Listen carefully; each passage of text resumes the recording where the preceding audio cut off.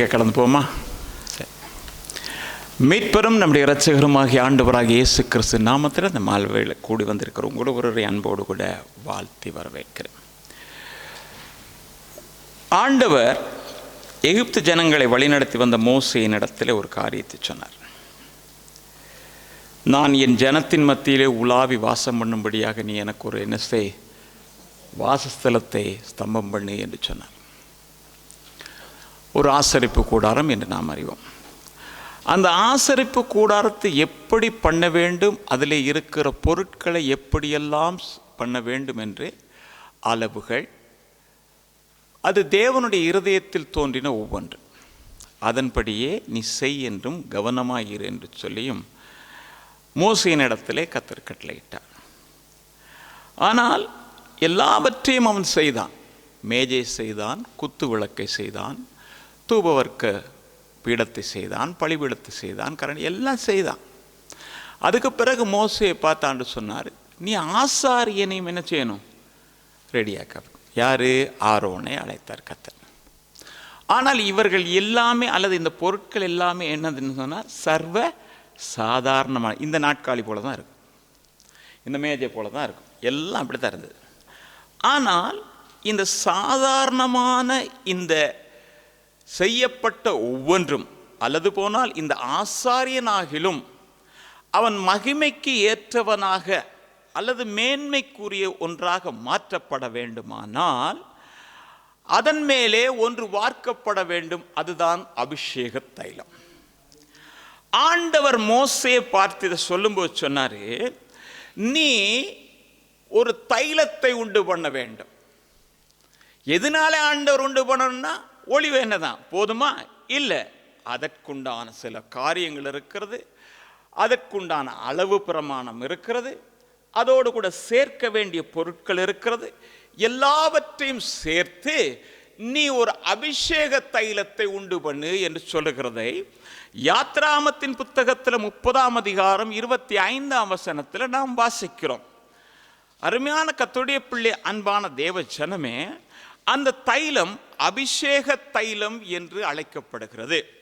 அப்படியா இருந்தால் இதில் சேர்க்கப்பட வேண்டிய பொருட்கள் என்ன அப்படின்னா, வெள்ளை போலம், கருவப்பட்டை, வசம்பு, இளங்கப்பட்டை, அதே வேளையில் ஒலிவ எண்ணெய் என்று சொல்லி பார்க்கிறோம்.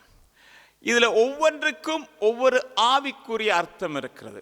ஆசரிப்பு கூடாரத்துக்குள்ளே இருக்கிற பொருட்களுக்கும் ஆவிக்குரிய அர்த்தம் இருக்கிறது. அதே போல இந்த எண்ணெயோடு கூட சேர்க்கப்படுகிற ஒவ்வொன்றுக்கும் இருக்கிறது. இது சுத்திகரிப்புக்குண்டான ஒரு காரியம் என்று சொல்லி எஸ்றருடைய புத்தகத்தில் நாம் வாசிக்கிறோம். வெள்ளை போலத்தினாலே 6 மாதம் அவர்கள் என்ன செய்ய வேண்டும் என்று சொன்னால் தங்களை சுத்திகரித்து கொள்ள வேண்டும் என்று சொல்லி, அதே வேளையில் நாம் பார்க்கும் பொழுது கிறிஸ்துவுடைய மரணத்துக்கு ஒப்பான ஒரு சத்தியத்தையும் கூட நாம் அங்கே பார்க்கிறோம். இந்த வெள்ளை போலமானது ஒரு செடியிலிருந்து வருகிற ஒன்று. இதுக்கு வாசனை இருக்கிறது, ஆனால் இது ஒரு பிசின் மாதிரி ஒன்று.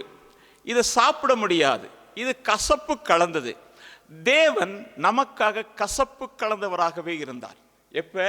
சிலுவையில் அவ்வளவு வேதனையும் அவது கசப்பான ஒன்றாகத்தான் இருந்தார். அருமையான கர்த்தருடைய பிள்ளையே, நாம் வாசிப்போம் யாத்ராமத்தின் புத்தகத்தில் 30ஆம் அதிகாரம் 23ஆம் வசனத்தை ஒரு முறை.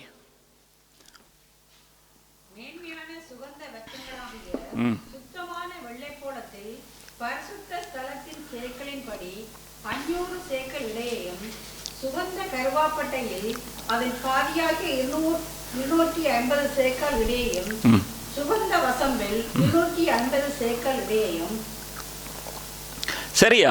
24ஆம் வசனத்தை நாம் வாசிக்கும் பொழுது பார்க்கிறோம், இது எல்லாத்தையும் ஆண்டவர் சொல்லி அதில் ஒரு ஒலிவ எண்ணெய் ஒரு குடமும் நீ சேர்க்கணும். சேர்த்துட்டு இதை நீ என்ன செய்யணும் சொன்னால், இந்த ஒலிவ எண்ணெயை செய்யணும். ஆனால் இந்த ஒலிவ எண்ணெயை போல இன்னொரு ஒலிவ எண்ணெய் என்ன செய்யக்கூடாது, செய்யக்கூடாது, யாருமே செய்யக்கூடாது. அப்படிப்பட்டவனுக்கு என்ன நடக்கும் என்று அடுத்த வசனத்தில் எழுதியிருக்கு. அதே வேளையில் இந்த அந்த அபிஷேக எண்ணெய் என்ன செய்யக்கூடாதுன்னா, நேரடியாக சரீரத்திலே வார்க்கப்படவும் கூடாது, அந்நியன் மேலே வார்க்கப்படவும் கூடாது என்று வேதம் தெளிவாக சொல்கிறது.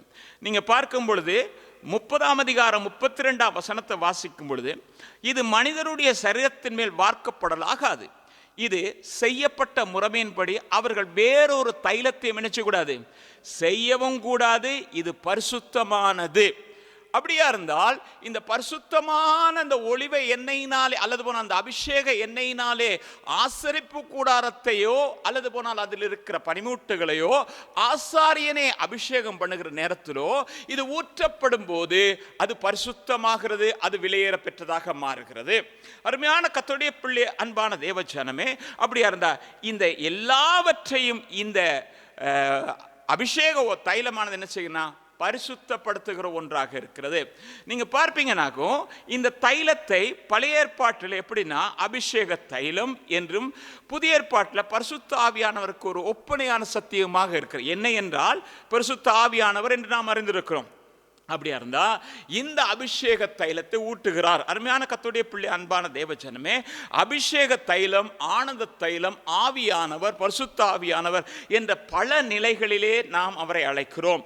அப்படியா இருந்தா இந்த மாலை வேளையிலே அந்த பரிசுத்த ஆவியானவர் நம்முடைய மத்தியில் எப்படி இருக்கிறார் என்றால் ஒரு தேற்றவாளனாக அல்லது போனால் விடுதலையை கொடுக்கிற ஒருவராக நம்முடைய மத்தியிலே கடந்து வந்திருக்கிறார்.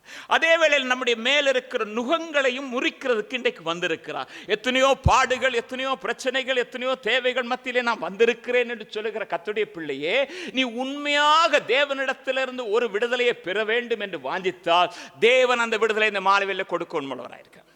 அதே வேளை இந்த தேவனானவர் என்ன செய்கிறார்னு சொன்னா உன்னை ஞானத்தினாவின, பரிசுத்த ஆவியானவருக்கு இன்னொரு பேர் என்னன்னா ஞானத்தினாவே. இந்த ஞானத்தினாவியானவர் உன்னை நிரப்பும் போது நீ போகிற இடங்கள் எல்லாம் ஞானமாய் நடத்த கர்த்தர் உண்மையுள்ளவராக இருக்கு. அருமையான கர்த்தருடைய பிள்ளையே, அப்ப இப்படியானால் இந்த அபிஷேகத்தை யாருக்கு கர்த்தர் கொடுக்கிறார் என்றால் இந்த பழைய ஏற்பாட்டில் நீங்க பார்ப்பீங்கன்னு சொன்னா விசேஷமாக மனிதர்களுக்கு கொடுக்கும் பொழுது இது ராஜாக்களுக்கும் ஆசாரியர்களுக்குமாக நியமிக்கப்பட்ட ஒன்று என்று சொல்லி நாம் பார்க்கிறோம். ஆனால் இந்த எண்ணெயை என்ன செய்யக்கூடாதுன்னா யாரும் அந்நியவன் மேல ஊத்திரக்கூடாது. தெரிந்து கொள்ளப்பட்ட ஆசாரியன் அல்லது தெரிந்து கொள்ளப்பட்ட ராஜாவின் மேல் மட்டும்தான் ஊற்றணும். ஆனால் இந்த புதிய ஏற்பாட்டு காலத்தில் நாம் பார்க்கும் பொழுது நாம் பார்க்கிறோம், பேதுரு எழுதும் பொழுது எழுதுகிறார், 1 பேதுருடைய புத்தகத்தில் 2ஆம் அதிகாரம் 9ஆம் வசனத்தில், நீங்கள் அந்தகாரத்தினின்று தெரிந்து கொள்ளப்பட்டு ஆச்சரியமான ஒளியினிடத்திலே அழைக்கப்பட்ட நீங்கள் ராஜரீக ஆசாரிய கூட்டம் என்று சொல்லி உங்களையும் என்னை இந்த புதிய ஏற்பாட்டில் கர்த்தர் எப்படின்னா ராஜாக்களாகவும் ஆசாரியர்களாகவும் கர்த்தர் நம்மை தெரிந்து கொண்டிருக்கிறார். எனவே ராஜாக்களாக ஆசாரியர்களாக தெரிந்து கொள்ளப்பட வேண்டுமானால் வேதம் தெளிவாக ஒரு காரியத்தை கற்றுக் கொடுக்கிறது. எப்படின்னா எல்லாரையும் தெரிந்து கொண்டு எல்லாரையும் ராஜாவாக எல்லாரையும் ஆசாரியனாக நீ வை என்று சொல்லி ஆண்டவர் சொல்லல. யாரை நீ தெரிந்து கொள்ள வேண்டும் என்றால் உபாகமத்தின் புத்தகத்தில் 17ஆம் அதிகாரம் 15ஆம் வசனத்தை வாசிக்கும் பொழுது உன் சகோதரர்களில் ஒருவனை நீ ராஜாவாக தெரிந்து கொள்ளணும். உன் சகோதரனில் ஒருவனை என்ன செய்யணும், ராஜாவாக தெரிந்து கொள்ளணும். அப்படியா இருந்தா ஆசாரியனோ அல்லது போனால் ராஜாவையோ அப்படித்தான் தெரிந்து கொள்ள வேண்டும் என்று. ஆனா இன்றைக்கு இந்த நிலைமையிலே கர்த்தர் என்னை தெரிந்து கொள்கிறதற்கு என் சகோதரன் யார் என்று ஒரு கேள்வி கேட்போமானால் ரோமருக்கு எழுதின நிருபம் 8ஆம் அதிகாரம் 29ஆம் வசனத்தில் சொல்லப்படுகிறது, நம்முடைய ஆண்டவராகிய இயேசு கிறிஸ்து நமக்கு மூத்த சகோதரனாய் இருக்கிறார். அவர் எல்லாவற்றுக்கும் முதற்பேரானவரும் நம்முடைய மூத்த சகோதரனாய் இருக்கிறதுனாலே எனக்கும் உங்களுக்கும் அந்த அபிஷேகத்தை கர்த்தர் கொடுத்திருக்கிறார். அப்ப நாம் எல்லாரும் யார் என்றால் நாம் எல்லாரும் அபிஷேகம் பண்ணப்பட்டவர்கள். இன்னும் சந்தேகம் இருக்கா? இல்ல, யாருக்குமே சந்தேகம். நீங்க எல்லாம் அபிஷேகம் பண்ணப்பட்டிருக்கீங்களா? ஆமென். அப்ப நாம எல்லாரும் என்ன செஞ்சிருக்கோம்? அபிஷேகம் பண்ணப்பட்டோம். எப்படி அபிஷேகம் பண்ணப்பட்டோம்னா நம்முடைய ஆண்டவராகிய இயேசு கிறிஸ்து நமக்காக மரித்து யோவேல் தீர்க்கதரிசியின் மூலமாக சொல்லப்பட்ட வாக்குத்தத்தமானது இந்த கடைசி காலத்திலே மாம்சமான யாவர் மேலும் என் ஆவியை ஊற்றுவேன் என்று சொன்னார். அப்பொழுது உங்கள் குமாரரும் குமாரத்திகளும் தீர்க்க தரிசனம் சொல்லுவார்கள் என்று சொன்ன வாக்குத்தத்தத்தின்படியே தேவாவியான நமக்கு ஊற்றப்பட்டார். நம்முடைய ஹல்லேலூயா. அருமையான கர்த்தருடைய பிள்ளை, அப்படியா இருந்தா முதலாவது நாம் கொஞ்சம் பார்ப்போம். எப்படின்னா இந்த ஆவியானவர் ஊற்றப்பட்டிருக்கிறார் என்று நான் விசுவாசிக்கிறேன். இந்த ஆவியானவர் எனக்குள்ளே எப்படி நிலை கொண்டிருக்கிறார், ஆண்டவர் விரும்புகிறது என்ன, ஆண்டவர் இந்த அபிஷேகத்தை ஊற்றும் போது செய்கிறது என்ன, இதனாலே என்னுடைய மேன்மை என்ன, நான் செய்ய வேண்டியது என்ன என்பதை குறித்து சற்று நாம் பார்க்கத்தக்கதாக கர்த்தர் இந்த மாலை வேளை நமக்கு உதவி செய்வாராக. அருமையான கர்த்தருடைய பிள்ளை, அன்பான தேவஜனமே, நாம் சொன்ன எப்படின்னா ஆசாரிய ஊழியம் செய்கிறதற்காக தெரிந்து கொள்ளப்படுகிற ஆசாரியன் மேலே இந்த அபிஷேக தைலம் ஊற்றப்பட வேண்டும். முதலாவது எதற்காக ஊற்றப்படுகிறது என்று சொன்னால் யாத்ராகமத்தின் புத்தகம் 28ஆம் அதிகாரம் 41ஆம் வசனம் இவ்விதமாக சொல்லுகிறது,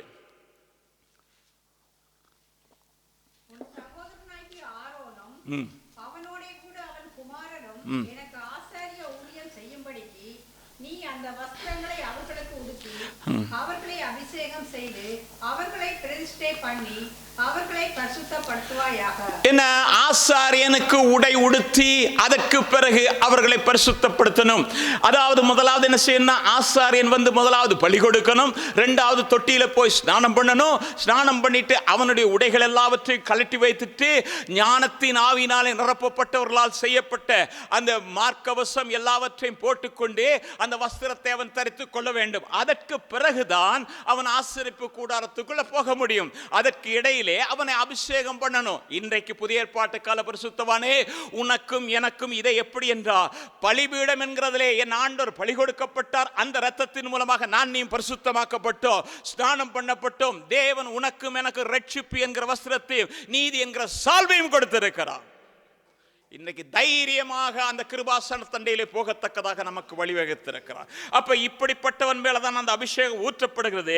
அந்த வசனத்தை நீங்க கவனித்து பார்ப்பீங்கன்னா, அவர்களுக்கு உடுத்தி இந்த எண்ணெயினால் அவர்களை அபிஷேகம் பண்ணி நீங்க போயிட்டு ஊழியம் செய்யுங்க. முதலாவது என்ன செய்யணும் என்றால், இந்த எண்ணெய் அவர்களை பரிசுத்தப்படுத்தணும்.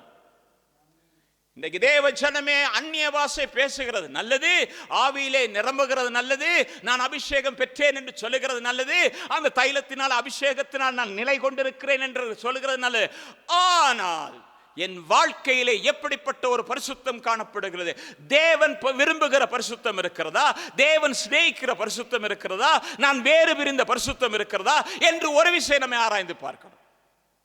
அபிஷேகத்தினால நிறைகிறது. அபிஷேகம் அதான் டூப்ளிகேட் அபிஷேகம் இருக்கு, போலியான எண்ணெயும் இருக்கிறது.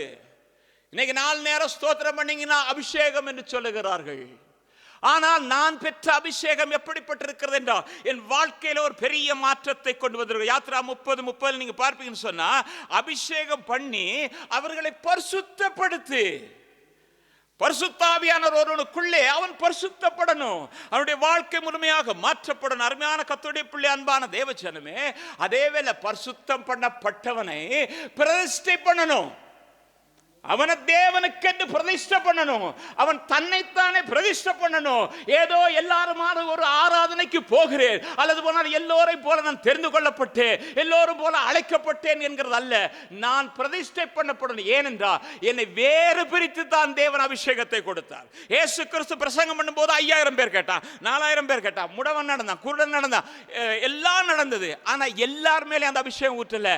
அந்த மேல் வீட்டில் 120 பேர் மேல் மட்டும்தான் இந்த அபிஷேகம் ஊற்றப்பட்டது. இன்னைக்கு தேவ ஜனமே, உன்மேலும் என் மேலும் ஊற்றப்பட்டிருக்கிற அபிஷேகம் என்ன? வேறு பிரிந்து தெரிந்து கொள்ளப்பட்ட உனக்கும் எனக்கும் தான் இதை கர்த்தர் செய்திருக்கிறார்.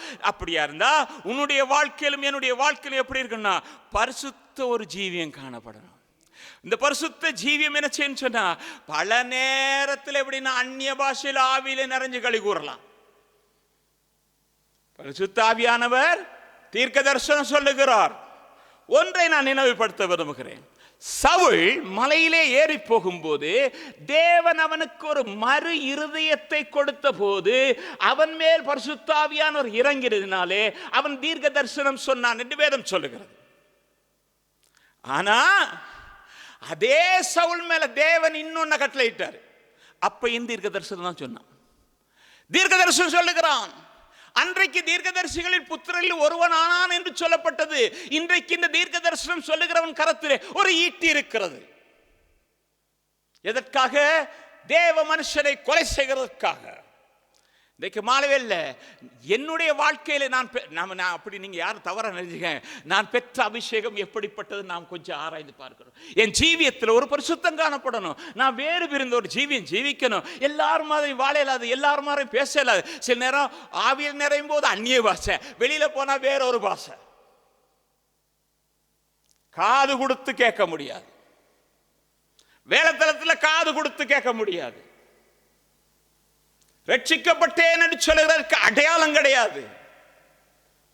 ஆனால் வேதம் இவ்விதமாக சொல்லுகிறது. யாக்கோபுடைய புத்தகத்தில் நீங்க வாசித்து பார்ப்பீங்கன்னு சொன்னா 3ஆம் அதிகாரம் 11ஆம் வசனத்தை வாசிக்கும் பொழுது, ஒரே ஊற்றுக்கண்ணில் இருந்து என்ன செய்யாது?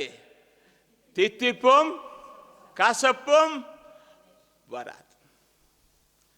பரிசுத்த ஆவியானவர் எனக்குள்ளே வந்திருக்கிறது உண்மை என்றால் என் ஜீவியம் முற்றுமாக மாற்றப்பட்டிருக்கும். அருமையான கர்த்தருடைய பிள்ளை, அன்பான தேவஜனமே, நம்ம ஒரு வசனத்தை வாசிப்போம் என்றால் நீங்க பாருங்க, யாத்திராகமம் 20ஆம் அதிகாரம் 7ஆம் வசனம்.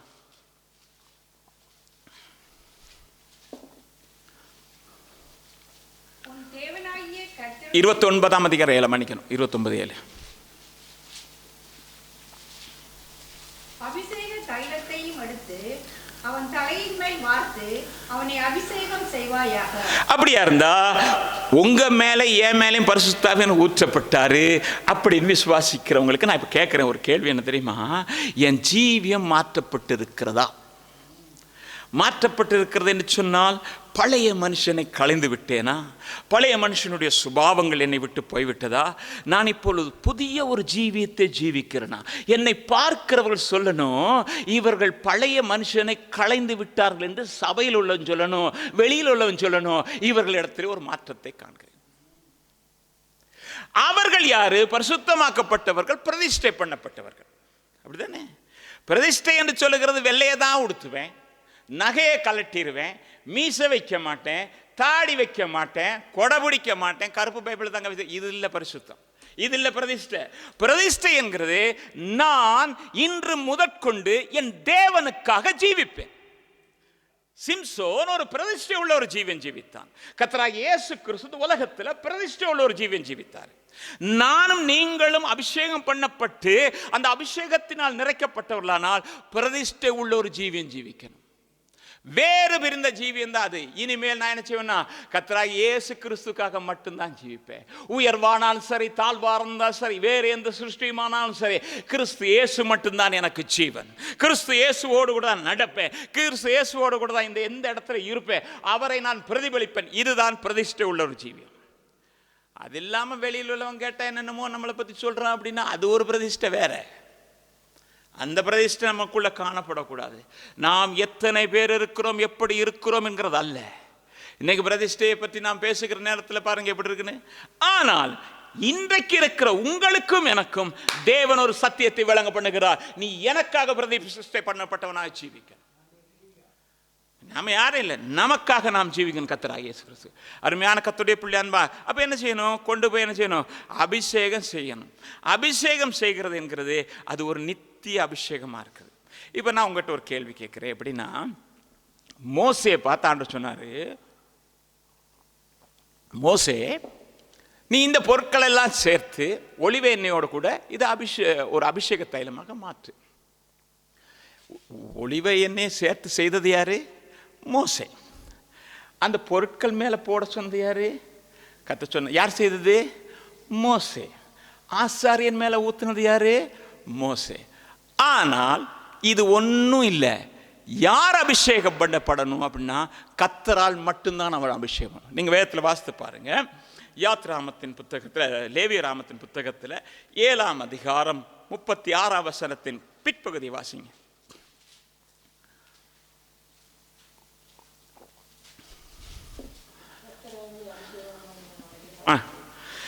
7ஆம் அதிகாரம் 36ஆம் வசனம்.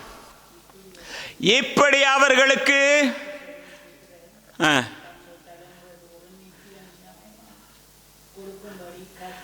கர்த்தர் அவர்களை அபிஷேகம் பண்ணி. யார் அபிஷேகம் பண்ணணும்? இன்னைக்கு உங்களை என்னை அபிஷேகம் பண்ணவர் நம்முடைய ஆண்டவராக இயேசு கிறிஸ்து தான்.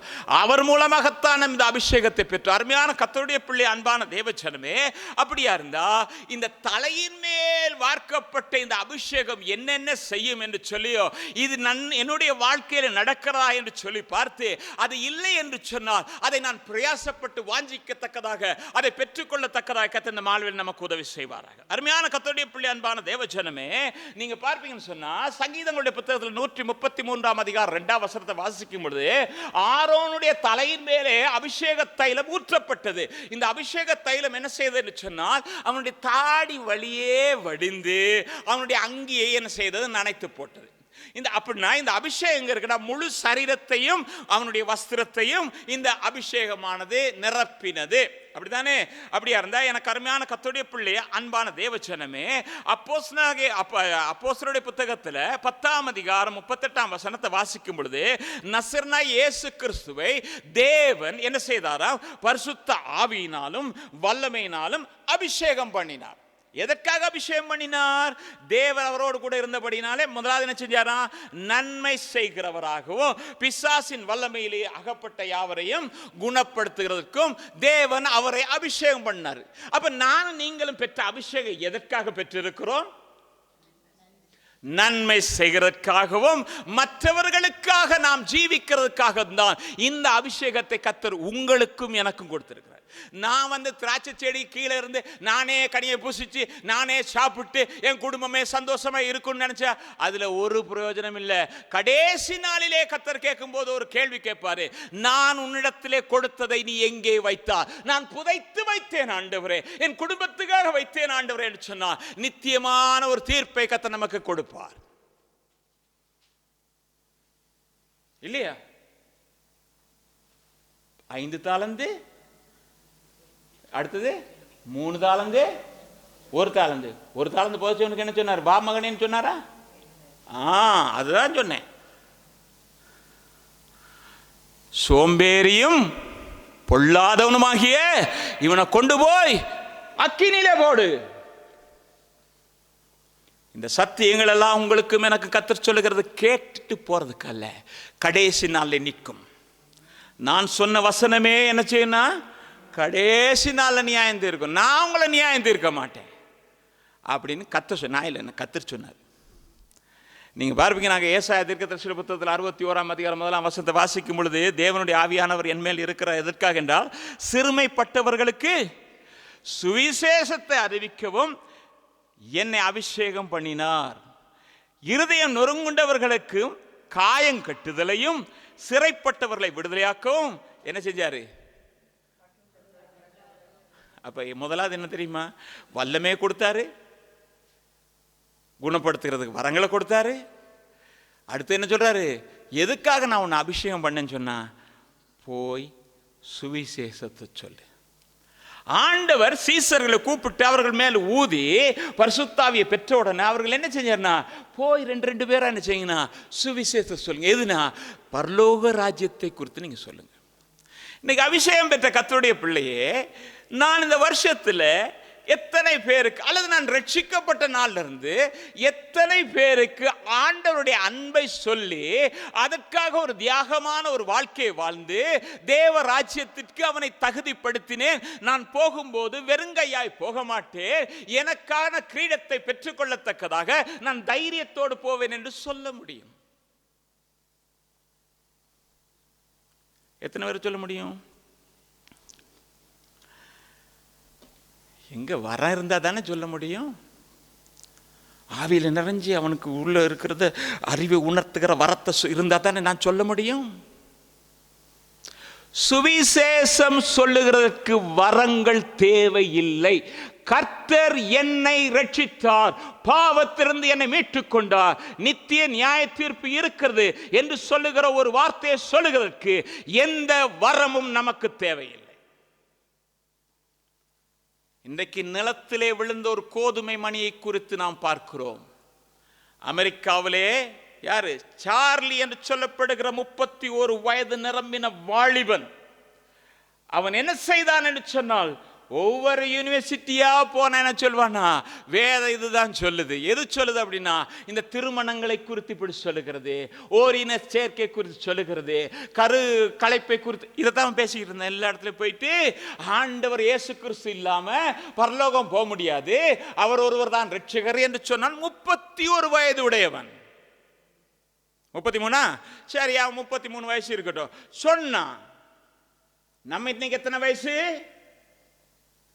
ஆனா அவன் இரத்த சாட்சியா மரித்தான். எப்படி?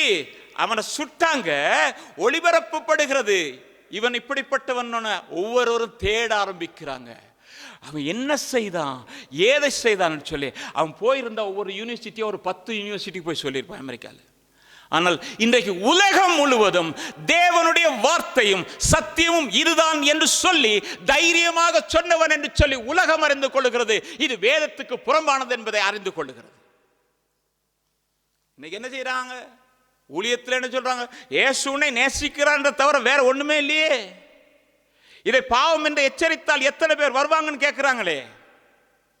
இதை சுட்டிக்காட்டினால் தேவனுடைய சபையில் எத்தனை பேர் நிலை நிற்பார்கள் என்பது அல்ல, எத்தனை பேர் பரலோக ராஜ்யத்துக்குள்ளே பிரவேசிக்கிறான் என்பது மட்டும்தான் முக்கியம். அதுக்காகத்தான் தேவன் சபையை பூமியில் வைத்திருக்கிறார். எனவேதான் பரிசுத்தவான்கள் சீர்பொருந்து பொருட்டு தேவன் சிலரை தெரிந்து கொண்டார். அருமையான கர்த்தருடைய பிள்ளை, அன்பான தேவஜனமே, இந்தியாவில் ஒரு 10 வயது சிறுவன், அந்த 10 வயது சிறுவன் 8 வயதிலே அவன் என்ன செய்தான்? பரிசுத்தாவினால் நிரப்பப்பட்டான். அந்த அபிஷேகத்தை பெற்றுக்கொண்டான். 9வது வயது முடிந்து 10வது வயது தொடங்கினது. அவனுக்கு ஒரு வியாதி வந்தது. அந்த வியாதி அவனை மரணத்துக்கு நேராக வழி நடத்தினது. இப்ப ஆஸ்பத்திரியில் அவன் மறிக்கிற தருணம் வருகிற நேரத்தில் அந்த டாக்டரை கூப்பிட்டு டாக்டர்கிட்ட சொன்னான், டாக்டர் டாக்டர், என் வாழ்க்கையில 8வது வயதில் நான் பரிசுத்தாவியானவரை பெற்றுக்கொண்டேன். 9 ஆத்துமாக்களை நான் ஆதாயப்படுத்தினேன். இப்ப எனக்கு 10 வயது, நான் மரிக்க போகிறேன். இந்த 10வது பிறந்த நாள்ல எனக்கு நீங்க 10வது ஆத்துமாவாக உங்களை ஒப்பு கொடுப்பீர்களான்னு கேட்டான். நான் ஏற்கனவே 9 பேரை ஆயத்தப்படுத்திட்டேன் டாக்டர், உங்க ஜீவியத்தை ஒப்பு கொடுப்பீங்களான்னு கேட்டான். கேட்ட டாக்டர் அதிர்ச்சி உற்றவராக பயத்தோடு கூட வீட்டுக்கு போயிட்டாரு. போன பிறகு அந்த அறைக்குள்ளே வந்த தாதி அவன் இடத்துல வந்த போது அவன் சொன்னான், 8 வயதில் நான் பரிசுத்தாவியானவர் பெற்றேன், 9 ஆத்துமாக்களை நான் ஆயத்தப்படுத்தினேன், இன்னைக்கு எனக்கு 10வது வயது. இந்த 10வது வயதில் நீங்க எனக்கு 10வது ஆத்துமாவா வருவீங்களா சிஸ்டர்னு கேட்டான். அப்படியே கையை விரிச்சிட்டான். உடனே அவங்க டாக்டர் அடிச்சாங்க. டாக்டர் ஓடி வந்தாரு. வந்த உடனே பார்த்தா அவன் மரித்து கிடக்கிறான். ஒரு மூளையில ஒரு அழுகை சத்தம் கேட்குது. அழுது அழுது தேம்பி அழும் பொழுது அது யாருன்னா அந்த மருத்துவமனையில் வேலை செய்கிற அந்த தாதி. அவர் நினைச்சாரு, இவங்க சொந்தக்காரங்களா இருப்பாங்களோ அப்படின்னு போயிட்டு கேட்டாரு, அம்மா இது உன் சொந்தக்காரங்களா அப்படின்னு. இல்லை டாக்டர், அவன் மறிக்கிறதுக்கு முன்பதாக 10வது ஆத்மாவாக நீ எனக்கு வருவியான்னு கேட்டாங்க. அந்த வார்த்தை நிமித்தமாகத்தான் டாக்டர் அழுகிறேன். டாக்டர் ரொம்ப கலங்கிட்டார். அப்போ அவங்க சொன்னாங்க, நான் அவனுக்கு 10வது ஆத்துமான்னு சொல்றதுக்கு முன்னதாகவே அவன் கர்த்தர் இடத்துல போயிட்டான் டாக்டர். டாக்டர் சொன்னாரு, நீ 10வது ஆத்துமா, நான் 11வது ஆத்துமா. அபிஷேகம் பெற்ற கர்த்தருடைய பிள்ளையே, இதை செய்யாம நான் ஆவியில நிறைகிறேன் சொன்ன எந்த பிரயோஜனமும் கிடையாது. கடைசி நாட்களில் நிற்கிறோம். இந்த கடைசி நாட்களில் ஆண்டவரை அறிவித்து தேவ ராஜ்யத்தை குறித்து சொல்லாதிருப்போமே ஆனால் நம்முடைய நிலைமை என்ன? பவுல் சொல்லும்போது சொல்லுகிறான், உங்கள் மேல் விழுந்த கடமை. அருமையான கர்த்தருடைய பிள்ளை, அன்பான தேவச்சனமே, இந்த வேளையில பேசும்போது நம்முடைய வாழ்க்கையில் கர்த்தர் கிரியை நடப்பித்துக் கொண்டு இருப்பார் என்று நான் நினைக்கிறேன். அப்படியா இருந்தா ஆசாரியன் மேலே ஊற்றப்பட்ட அபிஷேகம் இருக்குமே ஆனால் அபிஷேகம் பெற்றவன் தேவனிடத்திலே கட்டளை கொடுக்கும் போது தேவன் அதை நிறைவேற்ற உண்மையுள்ளவராயிருக்கிறார். எலியா அபிஷேகம் பெற்றவன். வெளிப்படையான சுவிசேஷம் நீங்க பார்க்கும் பொழுது அந்த சாட்சிகள் 2 எலியான்னு பார்க்கிறோம். அபிஷேகம் பெற்றவர்கள் என்று சொல்லி கர்த்தர் சொல்றாரு. அப்படியா இருந்தா அபிஷேகம் பெற்ற எலியா தேவ சமூகத்திலே நின்று, ஆண்டவரே கேட்டருளும் என்று சொல்லி அவன் விண்ணப்பம் பண்ணினான். தேவன் அவனுடைய சத்தத்தை கேட்டார் என்பதை நாம் அறிந்திருக்கிறோம். இந்த இடத்துல நான் சொல்ல வருகிற சத்தியம் என்னன்னா, இஸ்ரவேல் ஜனங்கள் வந்தாலும் கூட ஒரு நேரம் பாகாலுடைய இதுக்கு போயிட்டு சொல்லுவாங்க, பாகாலே நீ வாழ்க, பகாலே நீ வாழ்க. இன்னொரு நேரம் சொல்லுவாங்க, கர்த்தரே நீர் வாழ்க கர்த்தர். ஆனா இந்த ஜனங்களை மனம் திரும்ப வேண்டும் என்பதற்காகத்தான் இந்த எலியா கர்த்தரை நோக்கி விண்ணப்பம் பண்ணினான். கர்த்தர் கேட்டாரா? இன்றைக்கு அழிந்து போகிற ஆத்துமாக்களை குறித்து விண்ணப்பம் பண்ணுகிறோமா? என் தலையெல்லாம் தண்ணீராகவும் என் கண்கள் எல்லாம் கண்ணீராகவும், அதை விட்டு நம்ம தலையெல்லாம் தங்கமாகவும். எத்தனை பேர் ஜெபிக்கிறோம்? எத்தனை பேர் ஜெபிக்கிறோம்? அப்படியே ஜெபிச்சாலும் யாருக்கு திரும்பி செய்வோம்? என் குடும்பத்திலேருந்து ரட்சிக்கப்படாத 4 பேருக்கு அவங்க.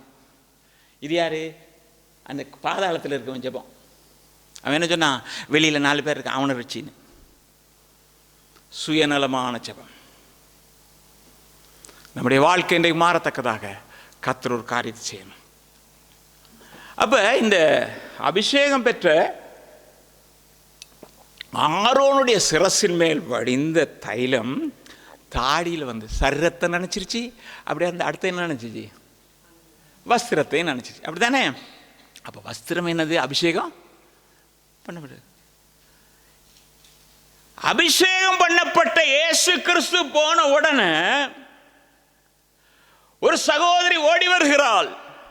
தலையில கை வைங்கன்னு சொல்லல, அவர் வஸ்திரத்தை தொட்ட போது என் வஸ்திரத்திலிருந்து வல்லமை பெறப்பட்டது. தேவ ஜனமே, உங்களையும் என்னையும் இவ்விதமாகத்தான் கர்த்தர் அபிஷேகம் பண்ணி இருக்கிறாரு. நீங்க எந்த இடத்துல போய் எந்த காரியத்தை யார் உங்களுக்கு சொல்லுகிறார்களோ அந்த நேரத்தில் நீங்க ஜெபம் பண்ணும்பொழுது கிரியை கர்த்தர் செய்வார். வரம் வேணும், வரம் வேணும், ஆவியானவர் அது வேணும் இது வேணும், சுகமளிக்கிற வரம் வேணும் கேட்குறீங்க, நல்லதுதான். ஆனா எத்தனை பேருக்கு நீங்க போய் டெஸ்ட் பண்ணி பார்த்துருக்கிறீங்க? நீங்க ஒரு வியாதியஸ்தனுக்கு ஜெபம் பண்ணினால்தான் வியாதியஸ்தன் செத்தானா பொழைச்சான்றது தெரியும், அவன் சுகம் பெற்றானான்னு தெரியும்.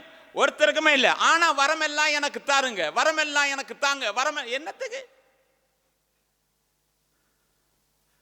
வரத்தை வாங்கினா வரத்தை பரிசோதிக்கணும். நான் ஒரு சொல்றேன் என்னன்னா, நீங்க நல்ல ஜெபம் பண்ணீங்கன்னா மற்றவங்களுக்காக கர்த்தர் உங்களோடு கூட இடைப்படுவார். என்னுடைய நண்பன் இங்க இருக்கும்போது நான் ரட்சிக்கப்பட்டுட்டேன். ரட்சிக்கப்பட்டோன்னா ஸ்ரீரன்ல அவர் இருக்கிறார். நான் என்ன செஞ்சேன்? அவருக்கு ஒரு பைபிளை பிரசங்கம் பண்ணேன், பைபிளை பிரசன்ட் பண்ணேன். அவர் என்ன தெரியுமா சொன்னார்? பைபிளை வாங்கிட்டு நான் இப்பொழுது பகவத்கீதையை படிக்கிறேன். அது வரைக்கும் இல்லை, நான் கொடுத்ததுக்கு பிறகு அவர் சொன்னார், தாராளமாக செய்யப்பா, நான் உன்னை தடுக்கலையே, செய்ய. அப்போ நான் அங்கே ரூமுக்கு போகிறேன். எப்படி எனக்கு அங்கே யாரும் இல்லை, சனிக்கு லீவுனா இங்கே தான் வருவேன். வந்தேன். அவர் சொல்கிறார், அந்த மூலையில் வெலண்டைன் இருக்குது, இந்த மூலையில் ஜொனி வாக்கர் இருக்குது, இங்கே பியர் இருக்குது. நாங்கள் யாரையும் என்ன செய்ய மாட்டோம், வற்புறுத்த மாட்டோம். அவர்களுக்கு இப்போ நான் ரட்சிக்கப்பட்டு நான் இருக்கிறேன்றது அவருக்கு நல்லா தெரியும். நேரடியாக சொல்லாமல் சொல்கிறாரு, அவர் ஃப்ரெண்டுக்கு சொல்கிறாரு, அங்கங்கே இருக்கிறது தேவையானவர்கள் எடுத்துக்கொள்ளலாம், ஒன்றும் பிரச்சனை. நான் ரட்சிக்கப்பட்டதான், நீ இப்படியெல்லாம் ஒன்றும் சொல்லலை. ஆனால் நான் விடலை, நான் போவேன். போய்கிட்டே இருக்கும்போது ஜெர்மனிக்கு இலங்கையிலிருந்து வந்த ஒரு அமைச்சரை கொண்டு போய் விடணும். அப்போ இவர் என்ன செஞ்சிருக்காரு? அவருடைய மேலதிகாரி சொல்லியிருக்காரு, இப்படி வந்திருக்கிறாங்க, எனக்கிட்ட அனுப்பியிருக்காங்க, கொண்டு போய் விட்டுட்டு வந்துருவோமா அப்படின்னு. அவர் ஒன்றும் யோசிக்கலை, இந்த நாட்டுக்காரனுக்கு தெரியாதானே, வாங்க 3 பேரும் போவோம் அப்படின்னு கொண்டு போய் விட்டாச்சு. வரும்போது என்ன நடந்ததுன்னா, போலீஸில் பிடிச்சிட்டான். எங்கே நீ எப்படி அங்கே போக முடியும்? உனக்கு என்ன வயசு இருக்கும்போது நீ எப்படி அங்கே போக முடியும்? இவர் கொஞ்சம் வெளியில் இது போனால் மானம் போயிருந்தானே, அதனால அவர் என்ன செஞ்சார் சொன்னா, என்ன செய்கிறது, ஒன்றும் செய்ய வழியில்லை அப்படின்னு எனக்கு ஃபோன் பண்ணார். யார்? பகவத்கீதையை பிடிச்சிருக்காரு. இப்போ எனக்கு ஃபோன் பண்ணார். ஃபோன் பண்ணோன்னே நான் கேட்டுட்டு, சரி நான் ஒன்றும் சொல்ல, ஏன்டா போனவன் எல்லாம் ஒன்றும் சொல்ல, நீ இரு, நான் உனக்கு ஜெபிக்கிறேன், நான் உனக்கு ஒரு காரியம் சொல்கிறேன், விரும்புனா நீ செய். நான் உன்னிட்டு ஒரு பைபிள் தந்தேன் இல்லையா, அந்த பைபிளில் 121 சங்கீதத்தை மட்டும் இன்னைக்கு ராத்திரி முடிஞ்ச ஒருக்கா வாசிட்டு போட அப்படின்னு. நான் வேலைக்கு போயிட்டு 10 மணி முடிச்சுட்டு வீட்டுக்கு வந்துட்டு குளிச்சுட்டு எல்லாம் முடித்ததுக்கு பிறகு நான் முழங்கால் படி போட்டு ஜெபம் பண்ணேன். ஜெபம் பண்ண வாக்குலேயே நான் அப்படியே தூங்கிட்டேன். தூங்கினா கர்த்தர் எனக்கு ஒரு சொப்பனம் காட்டினார். ஒரு மஞ்சள் கலர் சட்டை, ப்ரௌன் கலர், அதுக்கு மேலே ஒரு ஹாஃப் புல்லோவர் போட்டுட்டு இவரும் இவருடைய செஃப் 3 பேரும் போகிறாங்க. 3 கவுண்டர் இருக்குது, அதில் நடுவில் கண்ணாடி போட்டவன் ஒருத்தர் இருக்கிறான், அவன் தான் இவரை விசாரிக்கிறான். இவங்க செஃப்கிட்ட கேட்டு விட்டுறாங்க. இப்படி கனவு கண்டுட்டு அடுத்த நாள் நான் வேலைக்கு போனேன். போயிட்டு வந்தால் இவர் எனக்கு ஃபோன் பண்ணார். பண்ணி, ஃப்ரெடி உனக்கு தெரியுமா, இப்படி நீ எனக்கு ஒன்றும் சொல்லாத, நீ எனக்கு ஒன்றும், நான் நினைக்கிறேன் அவருக்கு இந்த கதை தெரியணும் இல்லையா, ஒன்றும் சொல்லாத, நான் சொல்கிறேன். நான் நேற்று இப்படி ஜெபம் பண்ணிட்டு படுக்கும்போது இப்படி ஒரு சொப்பனம் கண்டுட்டான். இதே உடுப்பு தாண்டா போட்டு போனேன். அந்த ப்ரௌன் புல்லோவரும் மஞ்சள் சட்டையும் அதே வேலை போன போது 3 கவுண்டர் இருந்துச்சு. அதில் நடுவில் இருந்த கண்ணாடிக்காரன் அவன் தான் என்கிட்ட கேள்வி கேட்டேன் நான் அனுப்பிவிட்டான். நான் சொன்னேன், இதுக்கு மேல் நான் உனக்கு ஒன்றும் சொல்லுகிறதில்லை, உன் மன விருப்பப்படி. அவன் என்ன தெரியுமா சொன்னான்?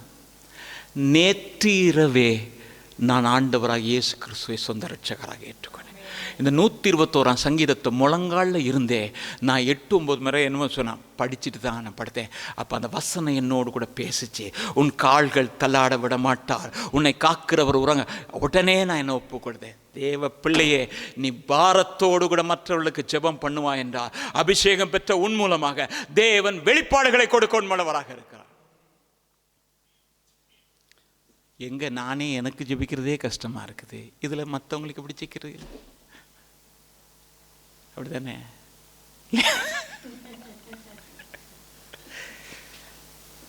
அருமையான கர்த்தருடைய பிள்ளை, அன்பான தேவ ஜனமே, எலியா ஜெபம் பண்ணினான், அது நடந்தது. இப்ப எலியா மேல இருக்கிற வஸ்திரத்திலையும் ஒரு வல்லமை இருக்கிறது. எலியா போறான், எலிசாங்க மாடு மேய்ச்சிட்டு அப்படியே என்னது வயலை இதாக்கிட்டு இருக்கும்போது இவன் போய் ஒன்றும் சொல்லலை. எலிசா இங்க வா, அதெல்லாம் ஒன்றும் சொல்லலை. அந்த சால்வையை தூக்கி போட்டான், பின்னால வந்துட்டான். அபிஷேகம் இருந்துச்சா?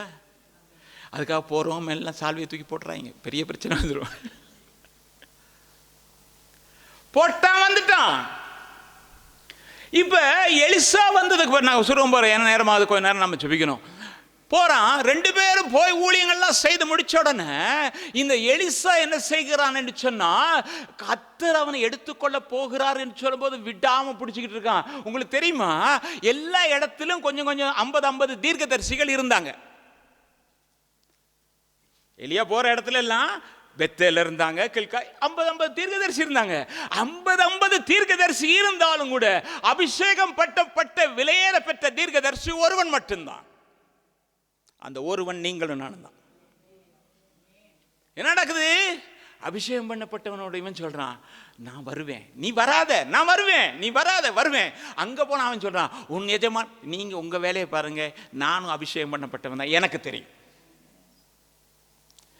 இப்ப எலியா பேசிக்கிட்டே இருக்கும்போது, நீ கண்டா உனக்கு கிடைக்குண்டாப்பா அப்படின்ட்டார். எது? ரெட்டிப்பான அபிஷேகம். கண்டா கிடைக்குமா பார்த்துட்டு கடைசியில் தலையில் கவிச்சு ஏதாவது சொல்லிட்டு போவார்னு நினச்சிக்கிறேன். இல்லை, ரதம் வந்துச்சு, ஏறிட்டு போகிறார். ஏறிட்டு போனால் தவறி விழுந்துச்சா போட்டதான் தெரியல, என்ன விழுந்துச்சு? சால்வை விழுந்துச்சு. இதை போய் நான் எடுத்து என்ன செய்ய முடியும்? பழைய கடையில் கொண்டு போய் வைக்கவா? இதை போட்டுத்தானே என்னை கூப்பிட்டான், இதை போட்டுத்தானே யோர்தானை பிரித்தான், எடுத்தான், முறுக்குனான், அடிச்சான். எலியாவின் தேவனே நீர் எங்கே? புரிஞ்சதா? இன்னைக்கு தேவ பிள்ளையே, நீ பரிசோதிக்காம தேவ வல்லமையை நீ ஒருபோதும் காணப்போகிறதில்லை. இன்னைக்கு ஒரு நல்ல தீர்மானம் எடுங்க. யார் யாருக்கு சோம் இல்லையோ நான் போய் சோம் பண்ணுவேன். பிசாசில் பிடியில் இருக்காங்களா? போய் ஜெபம் பண்ணுவேன். தேவையோடு இருக்காங்களா? ஜெபம் பண்ணுவேன். ஜெபம் பண்ணுவேன்னு சொல்லி நீங்கள் தீர்மானம் பண்ணி ஜெபம் பண்ணும்போது உங்களுக்குள்ளே இருக்கிற அந்த வல்லமையின் அபிஷேகம் புறப்பட்டு வரும். அதுதான் சால்வை. அருமையான கர்த்தருடைய பிள்ளை, அன்பான தேவஜனமே, அப்போ சால்வையில் இருந்துச்சு, சரீரத்தில் அதுக்கு பிறகு வந்துருச்சு. எலிசாவுக்கு என்ன செஞ்சு? சரீரத்தில் எப்போ வந்துச்சு? அவனை புதைச்சாங்க, கொண்டு போய் புதைக்கும் போது என்ன செஞ்சான்? செத்த உயிரோட கூட வந்துட்டான். எலும்புகள் பட்ட போது மரித்தவன். நாம போட்டால் 4 பேர் எழும்புவாங்க நினைக்க வேணாம், நாம் அதுக்கு முதல்ல பறந்து போயிடும். ஹல்லேலூயா. கடைசி கால சத்தம் கேட்கும் போது தேவ ஜனங்கள் என்ன செய்வார்கள்? பறந்து போய் விதமாய் சதா காலம் தேவனோடு கூட இருப்பார். அந்த ஒரு கூட்டத்தை தான் தேவன் இந்த மாலை வேளை இந்த இடத்துல இப்போ கூட்டியிருக்கார். எத்தனையோ பேர் வரல, நம்ம அதுக்காக என்ன செய்ய முடியும்? இந்த சத்தியம் கிடைக்கல. ஆனால் உங்களுக்கு எனக்கு கிடைச்சி, ஏன்னா உங்களை எனக்கு கர்த்தர் ஆயத்தப்படுத்துறாரு. அருமையான கர்த்தருடைய பிள்ளை, அன்பான தேவஜனமே, இப்போ நான் கேட்குறேன், இந்த சத்தியத்தை பேசும்போது ஆவியானவர் உங்களுக்குள்ளே இருந்து ஒரு காரியத்தை வெளிப்படுத்திக்கிட்டே இருக்காரு. ஆமாம், இனிமே உன்னை கொண்டு போய் நான் பெரிய காரியம் செய்ய போகிறேன், உன்னை கொண்டு போய் தான் இந்த தேசத்தில் அநேக காரியங்கள் செய்ய போகிறேன், அநேகர் ரட்சிக்க போகிறேன் அப்படின்னு சொல்கிறது உங்களுக்குள்ளே அங்கே அனல் கொண்டு வருகிறது. அந்த 2 சீசர்மாரும் போய் சொன்னால், அவர் நம்மோடு கூட வழியிலே பேசும்போது நம்முடைய இருதயம் கொழுந்து விட்டு எரியலையோ அப்படின்னு கேட்டது போல இப்போ எரிஞ்சுக்கிட்டு இருந்தா, நான் சொல்லவா, ஒரு காரியம் செய்யுங்க. வாசிங்க சங்கீதம் புத்தகம் 92ஆம் அதிகாரம் 10ஆம் வசனத்தில்.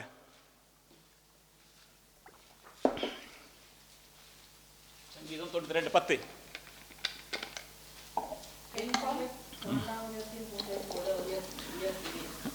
என்ன எனக்கு மைக்க கீழே போடலையோ? நான் தான் சொல்றேன். Right, okay. என் கொம்பை காண்டாமிருகத்தின் கொம்பை போல என்ன செய்கிறீர்? அதுக்கப்புறம் இன்னைக்கு ஆண்டவரே ஒரு புது எண்ணெயினால் என்ன அபிஷேகம் பண்ணுங்க ஆண்டவரே. நாமக்காக எழுந்து சுடர் விட்டு பிரகாசிக்கிற ஆண்டவரே. நீங்க பிரகாசிக்கும் போது யோவான் சுடர் விட்டு பிரகாசிக்கிற ஒளியா இருந்தால் அவனுடைய ஒளியினிடத்திலே வந்து களிகூற அநேகர் மனதாய் இருந்தது போல உங்களை சுற்றி ஒரு கூட்டத்தை தேவன் அனுப்புவார் என்று சொல்லுகிறேன்.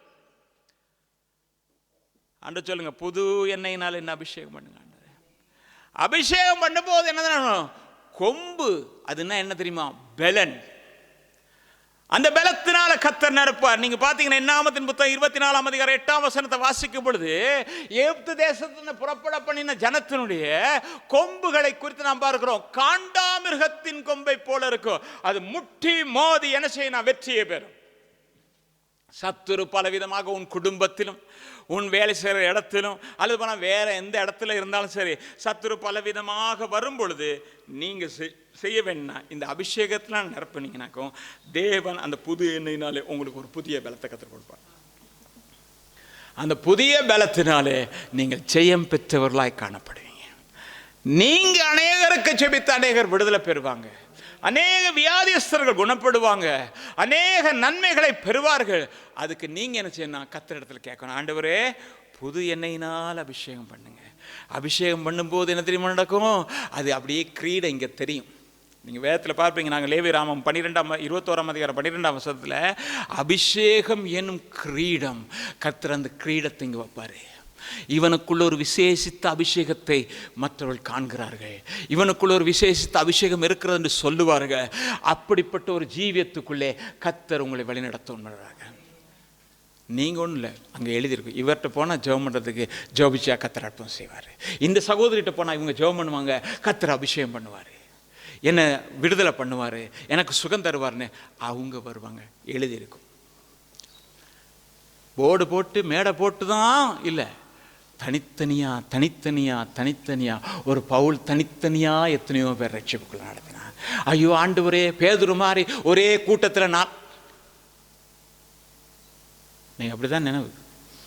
பேதுரு மாதிரி ஒரு மைக்கை பிடிச்சா என்ன செய்யணும்? பவுல் மாதிரி போங்க, தனித்தனியாக போங்க. போயிட்டு தனித்தனியாக சொன்னீங்க. நீங்கள் தேவனுக்காக எதை இங்கே செய்கிறீர்களோ அதனுடைய பலனை கர்த்தர் வைத்திருக்கிறார். அருமையான கர்த்தருடைய பிள்ளைய, அன்பான தேவஜனமே, அப்போ அடுத்தது அபிஷேகம் பண்ணப்பட்டா நமக்கு ஒரு பெரிய பாதுகாப்பு இருக்குது. என் பிள்ளையை யார் பாதுகாப்பா? என் கணவனை யார் பாதுகாப்பா? என் மனைவியை யார் பாதுகாப்பா? என் காரை யார் பாதுகாப்பா? என் வீட்டு மகிமையானவைகள் யாவும் காவல் பண்ணப்படும். நாளில் அப்படி தானே? அப்போ அபிஷேகம் பண்ணப்பட்ட உன்னுடைய எல்லாமே காவல் பண்ணணும். நீங்கள் வாசித்து பார்ப்பீங்கன்னா தெரியும், சங்கீதம் 28:8 பார்த்தீங்கன்னாக்கும், கர்த்தர் அவர்களுக்கு பலன், அவரே தாம் அபிஷேகம் பண்ணிறவருக்கு அடைக்கலமானவர். இன்றைக்கி அடைக்கலத்தை தேடி அங்கிட்ட இங்கிட்டலாம் ஓட தேவையில்லை. அபிஷேகம் பண்ணப்பட்டிருந்தா உங்களையும் என்ன கர்த்தர் அதுக்குள்ளே வைத்து. இப்போ நாம் கொஞ்சம் டக்குன்னு வேகம் பார்ப்போம். ராஜாக்களுக்குரிய ஒரு அபிஷேகம் இருக்கிறது. நீங்கள் 1 சாமுவேல் புத்தகம் 10ஆம் அதிகாரம் அதெல்லாம் வாசிக்கும் பொழுது, சவுல் கழுதை தேடிட்டு போனால், இப்போ சாமுவேல் என்ன செய்ய, அவனை கண்டுபிடிச்சி ஆண்டு சொன்னார், ஜனங்கள்லாம் கேட்குறாங்கப்பா, இவனா என்ன செய், ராஜாவாக ஆக்கிரணுன்னு கூப்பிட்டு அவன் மேல் எண்ணெய் வார்த்து அவனை முத்தம் செய்து, தேவனால் தெரிந்து கொள்ளப்பட்டவன் நீதாப்பா அப்படின்னா. ஆனால் அவன் அபிஷேகத்தை காத்துக்கொள்ளலை. அபிஷேகம் காத்துக்கொள்ளாத அவனுடைய வாழ்க்கையில் முடிவு என்னன்னு நமக்கு தெரியும், அதை பற்றி நாம் தேவையில்லை. ஆனால் 2வது மனுஷனாகிய தாவீது, அவன் ஆடுகளை மேய்த்து கொண்டிருக்கிறான்.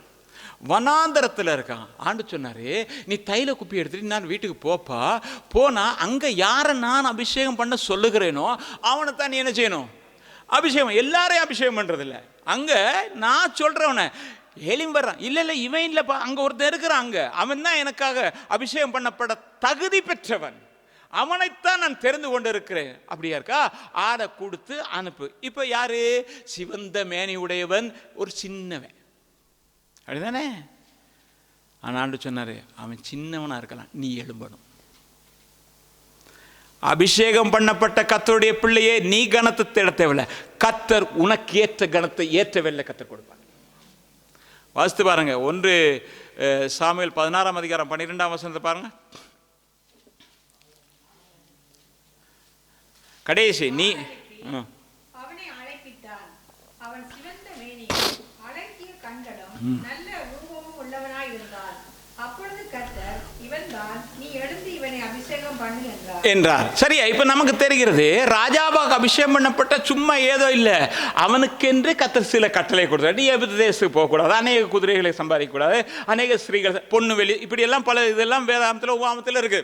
ஆனால் இப்ப நம்ம அதுக்கு போறதுக்கு நமக்கு நேரம் இல்லை. ஆனா நம்ம இப்ப என்ன பார்க்கிறோம்னா, ராஜாவாக அபிஷேகம் பண்ணப்பட்ட தாவீது எத்தனையோ இடுக்கண்கள் வந்தது, எத்தனையோ நெருக்கங்கள் வந்தது, எத்தனையோ போராட்டங்கள் வந்தது, எத்தனையோ கொலை முயற்சி வந்தது. ஆனாலும் தேவன் அந்த இடங்களிலே அவனை பாதுகாத்தார். அதே வேளையில அவனுக்குள்ள இருந்த அபிஷேகமானது என்ன செய்தா, தன்னை மட்டுமல்ல அபிஷேகம் பண்ணப்பட்டவனையும் கனப்படுத்த வேண்டும் என்றிருந்தது. எனவேதான் சவுலை கொலை செய்யும் போது சொன்னா அபிஷேகம் பார்த்து, கர்த்தர் அபிஷேகம் பண்ணினவரப்பா, அவர் மேல கை வைக்க கூடாது. அபிஷேகம் பண்ணப்பட்டவனுடைய வித்தியாசம் முதலாவது தான். நான் அபிஷேகம் பண்ணப்பட்டவன் இல்ல இல்ல இல்ல, கர்த்தர் அபிஷேகம் பண்ணப்பட்டிருக்கு, நான் அவனை எப்படி கொலை செய்ய முடியும்? அருமையான கர்த்தருடைய பிள்ளை, அன்பான தேவஜனமே, நம்ம இப்ப பார்ப்போம், பரிசுத்த ஆவியான நமக்குள்ள இன்றைக்கு மாலை வேளை செய்யக்கூடிய அற்புதமான காரியங்கள் என்ன அப்படின்றத சுருக்கமா பார்த்துட்டு கொஞ்ச நேரம் ஜெபிக்க போறோம். முதல்ல நீங்க பாத்தீங்கன்னா சிம்சோனை குறித்து நாம் பார்க்கிறோம். சிம்சோனை தெளிலா என்ன செஞ்சா, பிடிச்சி கட்டி வச்சுட்டு சொல்றா, என்ன தெரியுமா, சிம்சோனே சிம்சோனே உண்மையிலே பெலிஸ்தர்கள் வந்துட்டாங்க. 3 விதமா சடையை பிடிச்சி எல்லாம் செஞ்சாச்சு. இப்ப கயிறை போட்டு கட்டி வச்சிருக்கு. கட்டி வச்சுட்டு சொல்றாங்க, சிம்சோனே வந்துட்டான்னு. பரிசுத்த ஆவியானவர் அவன் மேல இறங்கினாரு. இறங்கும் போது என்னன்னா, அது நூல் மாறி இத்து போனது போல எல்லாம் சாம்பலாய் மாறினது. இன்றைக்கு மாலை வேளை உன்னுடைய வாழ்க்கையில பிசாசு கட்டி வைத்திருக்கிற கட்டுகள் எதுவா இருக்கலாம், அது வியாதியா இருக்கலாம், பிரச்சனைகளா இருக்கலாம், தேவைகளா இருக்கலாம், போராட்டங்களா இருக்கலாம். ஆனால் நான் இதிலிருந்து எப்படி மேற்கொள்ள முடியும் என்று சொன்னா, தேவன் தேவை சந்திக்கிறோம் என்பதை அறிந்திருக்கிற கர்த்தருடைய பிள்ளையே, பரிசுத்த ஆவியானவர் இன்றைக்கு மாலை வேளை உன்னோடு கூட இடைப்பட்டு உன்மேல் ஊற்றப்படும் பொழுது எல்லா கயிறுகளும் அவிழ்ந்து போகும் என்று சொல்லுகிறேன். அடுத்த பரிசுத்த ஆவியானவர் இறங்கும் போது என்ன தெரியுமா நடக்கும், நுகங்கள் எல்லாம் முறிந்து போகும். வேதம் அப்படித்தான் சொல்கிறது. ஏசாயா தீர்க்கதரிசன புத்தகத்தில் 10ஆம் அதிகாரம் 27ஆம் வசனத்தை வாசிக்கும் பொழுது, அபிஷேகம் என்ன செய்யும், நுகங்களை முறிக்கும். இன்றைக்கு உன்னுடைய குடும்பத்துக்கு விரோதமாக, உன்னுடைய பிள்ளைக்கு விரோதமாக, அல்லது போனால் வியாதியோ தேவையோ பிரச்சனையோ, சாத்தான் பெரிய ஒரு நுகத்தை உன் மேல சுமத்தி வச்சிருக்கிறான். இது எப்படி போகும் என்று சொன்னால், ஆவியானவர் இந்த நுகத்தை இந்த மாலை வேளை உடைத்தெறிகிறார். நுகம் முறிக்கப்பட்டால் தான் உன் வாழ்க்கையில் என் வாழ்க்கையில் சந்தோஷம் வரும், சமாதானம் வரும், விடுதலை வரும், வெற்றி வரும். நுகம் முறிக்கு அது வரையிலும் ஒண்ணுமே இருக்க. அப்ப நுகம் முறிக்க கர்த்தர் அந்த அபிஷேகத்தை ஊற்றி நுகத்தை முறித்த உடனே உன்னை என்ன செய்யறாருன்னா, ஆனந்த தைலத்தினால் அபிஷேகம் பண்றாரு. வாசித்து பாருங்க, சங்கீதம் 45:7 பார்த்தீங்கன்னா, நீர் நீதியை விரும்பி அக்கிரமத்தை வெறுக்கிறே, ஆதலால் தேவனே உம்முடைய தேவன் உமது தோழரை பார்க்கல உண்மை என்ன செய்கிறாரு, ஆனந்த தைலத்தை. பாட்டு படிச்சுட்டே இருப்பீங்க, பாட்டு படிச்சுட்டே இருப்பீங்க, சந்தோஷத்துல குதிப்பீங்க, துள்ளுவீங்க. இவ்வளவு பிரச்சனை இருக்கும்போது எப்படி கர்த்தர் அவற்றை பார்த்துக் கொள்வார். கர்த்தர் தெய்வீக சமாதானம் ஆட்கொள்ளும். தெய்வீக சமாதானம். என்னுடைய வாழ்க்கையில் கிட்டத்தில் ஒரு நாள் வந்து ரொம்ப கலங்கியிருந்தேன். தம்பி கூட கேட்டேன், என்னப்பா? இல்லை இல்லை ஒன்றும் இல்லை. அப்போ நான் ஆண்டவர் ஜெபிச்சேன். ஆண்டவர் சில காரியத்தை அந்த நேரத்தில் அற்புதமாக செய்தார், பேசினார். அப்போ நான் என்ன செய்வேன், அந்த சமாதானம் எனக்குள்ளே வந்து தேவன் அதை நிறைவேற்றி முடிக்கும் போது இந்த இடத்துல சாட்சி சொல்வேன். அது செய்வார் கத்து, அருமையான கத்து. அப்ப தெய்வீக சமாதானங்க வரும். ரோமருக்கு நிருபத்தில் 14ஆம் அதிகாரம் 17ஆம் வசனத்தை சொல்லும்போது, தேவனுடைய ராஜ்யம் புசிப்பும் குடிப்பும் அல்ல, நீதியும் சமாதானமும் பரிசுத்த ஆவியினால் உண்டாகும் சந்தோஷமாய் இருக்கிறது. பரிசுத்த ஆவியினர் வந்து என்ன செய்யணும், அதனால தான் உள்ளே இருக்கிறவங்க நான் வெளியில் இருக்கும்போது சந்தோஷமாயிருங்கள் என்றே மறுபடியும் உங்களுக்கு சொல்கிறேன். ஏன்னா கனி கொடுக்கலையா, ஆடு குட்டி போடலையா, எது இல்லாமல் போனாலும் சரி, நான் கர்த்தருக்குள்ளே மகிழ்ச்சியாக இருக்கிறேன், நான் சந்தோஷமாக இருக்கிறேன். ஏன் தெரியுமா? என் தேவன் என்னை அபிஷேகம் பண்ணி வைத்திருக்கிறார். அருமையான கர்த்தருடைய பிள்ளை, அன்பான தேவஜனமே, அப்போ இந்த தெய்வீக சமாதான சந்தோஷத்தை பெறுகிறதுக்கு நானும் நீங்கள் என்ன செய்யணும்? பரிசுத்தாவியினாலே நிரப்பப்படணும். நீங்கள் அப்போஸ்தலர் நடவடிக்கை புத்தகத்தில் 3ஆம் அதிகாரம் 52ஆம் வசனத்தை வாசிக்கும் பொழுது, சீசர்கள் சந்தோஷத்தினாலும் அப்போ சந்தோஷம் பரிசுத்தாவியும் சேர்ந்து உங்கள் வாழ்க்கையில் கர்த்தர் நடத்த உண்மையாக வருகிற நாட்களில் கர்த்தர் உங்கள் குடும்பத்தில் அற்புதம் செய்வார், உங்கள் பிள்ளைகளுடைய வாழ்க்கையில் அற்புதம் செய்வார், உங்களோட பிள்ளைகளுடைய படிப்புகளை ஆசீர்வதிப்பார், உங்கள் தேவையை சந்திப்பார், உங்கள் தொழில் ஆசீர்வதிக்கப்படும், உங்கள் சரீரத்தில் சுகம் வரும். எல்லாம் பரிசுத்தாவியினாலே கிடைக்கும்போது அந்த சந்தோஷத்தினாலே கர்த்தர் உங்கள் நிரப்ப வல்லவராக. அருமையான கர்த்தருடைய பிள்ளை, அன்பான தேவஜனமே, அதான் சங்கீதக்காரன் சொல்கிறேன் எப்படின்னா, என் தலையை அவர் எண்ணெயினாலே அபிஷேகம், பாத்திரம் நிரம்பி வழிகிறது மகிழ்ச்சியினாலும் சந்தோஷம். சத்துரு எப்படித்தான் வந்து என்ன தான் போட்டாலும் சரி, கர்த்தர் உனக்குன்னு நான் வேறு இடம் வச்சிருக்கிறேன், நீ அங்கே இரு, நீ அபிஷேகம் பண்ணப்பட்டவன், நீ புது எண்ணெயினால் அபிஷேகம் பண்ணப்பட்டேன், நான் உன்னை பாதுகாப்பேன், நீ என்னுடைய அந்த அரணான கோட்டைக்குள்ளே இருக்கிற, நீ பயப்படாத, இந்த இடத்துல அமர்ந்துக்கன்னு சொல்வார். அந்த நேரம் அவன் துதிக்க ஆரம்பிப்பான். துதிக்க துதிக்க துதிக்க துதிக்க என்ன? அபிஷேகத்தினாலே நிறைவான். அருமையான கர்த்தருடைய பிள்ளை, அன்பான தேவஜனமே, அப்படி அபிஷேகத்தினால் நிறையும் போது கர்த்தர் என்ன செய்வான்னா, பரிசுத்தாவின் அபிஷேகத்தினாலே நிரப்பப்பட்டவர்கள் அவர்கள் என்ன செய்ய வேண்டுமோ அதை அவர்கள் செய்வார்கள். பேதுரு பயந்தான், ஐயோ என்னை கொண்டு போடுவானுங்களே அப்படின்னு ஓடி ஒளிஞ்சான். அதுக்கு பிறகு என்ன செஞ்சான்? இருக்கிற 4 பேரையும் கெடுத்தான். என்ன செஞ்சான்? வாங்கடா மீன் பிடிக்க போவோம் அப்படின்னா. ஆண்டவர் அவனை போய் சந்திச்சாரு. பேதுருவே பேதுருவே, இவர்கள் எல்லாரிலும் நீ என்னை அதிகமாக நேசிக்கிறையா? இன்றைக்கு மாலில் கூடி இருக்கிற கர்த்தருடைய பிள்ளையே, நீ அபிஷேகத்தை விரும்புறதுக்கு முன்னதாக ஆண்டவரை நேசிக்கிறான்னு தான் கர்த்தர் கேட்குறாரு. எல்லாரிலும் அதிகமாக என்னை நேசிக்கிறாயா? நீ நேசித்தால், நீ மறுதளிச்சேன்னு எனக்கு தெரியும், நீ என்னை விட்டுட்டு ஓடணுன்னு எனக்கு தெரியும், உன் வாழ்க்கையை நான் பார்த்தேன், ஆனால் நான் ஒன்று தேடி வந்திருக்கிறேன், நீ யாருன்றது எனக்கு நல்லா தெரியும், உன் உள்ள என்னன்றது எனக்கு தெரியும் ஆண்டு கேட்குறாரு. நீ இப்போ எனக்கு அன்பு காட்டுறியாப்பா? நம்மள எத்தனை பேர் ஆண்டவருக்கு அன்பு காட்டுறோம்? ஆண்டவர் ஏக்கத்தோடு கேட்குற கேள்வி. அப்படியா இருந்தால் நீங்கள் எங்கேயும் போகாதீங்க, எருசலேமில் போய் இருங்க, மேல் வீட்டறையில் இருங்க.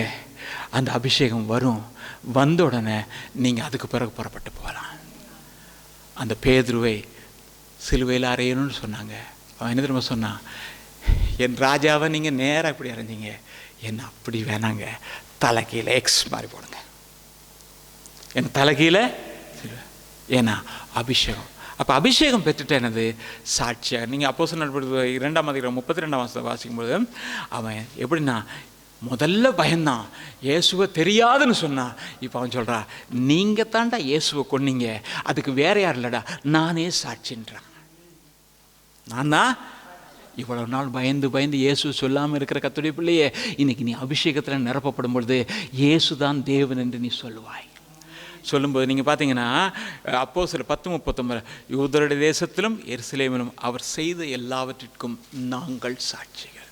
இயேசு யார், அவர் என்ன செய்தார், அது அப்போ ஆண்டவர் பார்ப்பாரு. நீ எனக்காக சாட்சி சொல்லிக்கிட்டு இருக்கும்போது உன்னை கொண்டு நான் செய்ய வேண்டியது செய்வேன், உங்கள் மூலமாக வரங்கள் கிரியை செய்வோம், கர்த்தர் நாமம் மேம்படும். நம்ம எல்லாரும் எழுந்திருப்போமா?